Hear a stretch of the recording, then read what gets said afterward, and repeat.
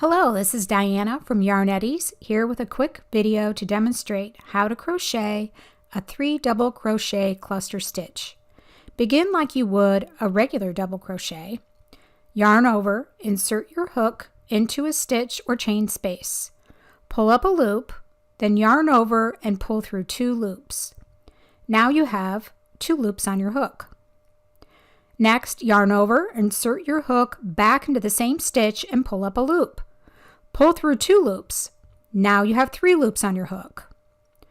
Yarn over, insert your hook into the same stitch a 3rd time and pull up a loop. Pull through 2 loops. Now you have 4 loops on your hook.